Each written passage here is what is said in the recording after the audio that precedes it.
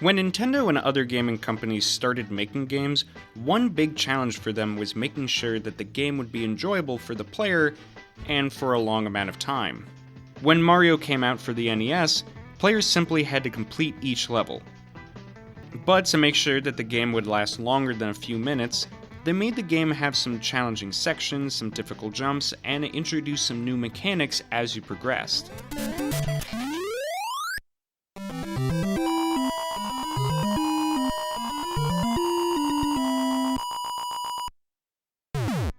Today, if you search a playthrough of the original Mario game, you can see that many of the times to complete the game is just around 30 minutes to an hour.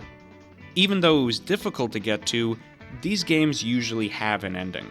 They had a goal. These are also the kind of games that I enjoy playing. Working towards an end goal is something that I like from my games. I think that's also the reason I'm not the biggest fan of arcade games. Don't get me wrong, arcade games can be fun to play, but after a while it just becomes tedious, as if there isn't anything you're actually working towards other than a higher score. We just keep marching forward in the hopes that something new will happen, only for our scores to change, walking mindlessly towards a goal that doesn't exist, continuously walking and hoping for something new to happen. Telegram! Ow. Some kid just beat Tetris. Tetris is one of those arcade games that I was just losing my mind about. Tetris is a game known by everyone at this point. You place blocks and make your score go up. There's no story, there's no new mechanics to learn after about 5 minutes. You just keep playing until you lose. For 34 years, that's how Tetris worked. And then, on December 21st, here comes Willis Gibson, a 13-year-old kid who beats all the odds and manages to do this. Oh my god! Oh my god!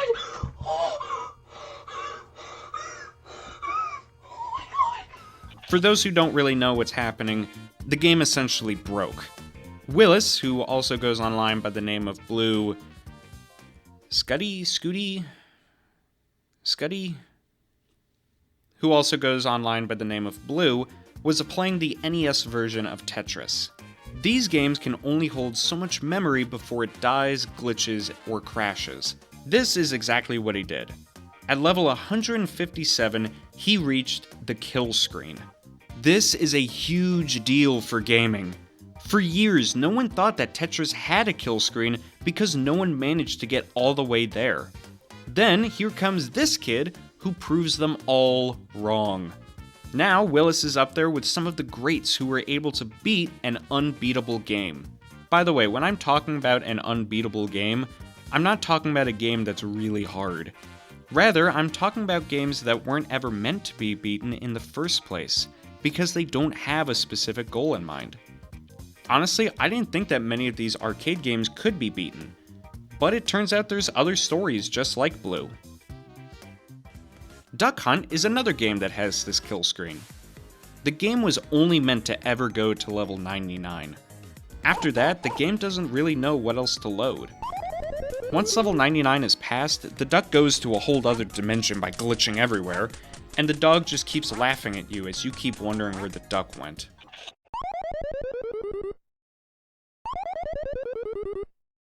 Stop laughing at me! Junior Pac-Man is another game that has one of these kill screen endings, but I think it's one of the best ones out there. See, in some kill screens, the entire game just breaks. In other cases, the game can still function, only some things may be missing. Junior Pac-Man is very similar to normal Pac-Man. You run away from Ghost and gather all the dots. But once you reach level 146, the ghosts start to get an idea.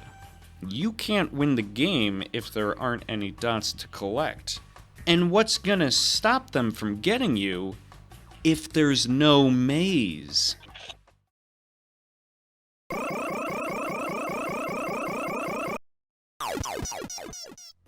And of course, there's the most known type of kill screen.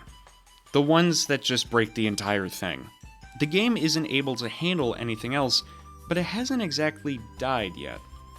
So instead, you're treated to the game showing you all of these numbers and letters. Galaga just seems to implode upon itself, and as you'd probably guess, after any of these kinds of kill screens, the game's pretty much over. The same kind of thing happens in the original Pac-Man. The right side of the screen completely breaks. The first time that this happened was not because of this guy. A lot of people think that Billy Mitchell was the person who first discovered this kill screen. He's known for reaching a perfect score on Pac-Man, even though this may or may not be true with some of his records, but he still didn't find the kill screen. In fact, it took me a while to figure out who actually did. It wasn't until I went to our trusted friend, the Internet Archive, that I was able to find this article explaining that Kevin Fisher was the first person to find it. They also say that if the player is able to still collect all of the dots on the screen, the player can dodge the goblins forever. Not many players have the honor of saying that they've beaten an unbeatable game. These kill screens are only a few examples, but almost every arcade game out there has one of these. Some still haven't been found, but over time, I'm sure we'll have more determined people like Kevin Fisher or Blue. So what do you think? What unbeatable game would you one day like to beat? Let me know in the comments. Anyway guys, thank you for watching this video, and remember to chase the chaos.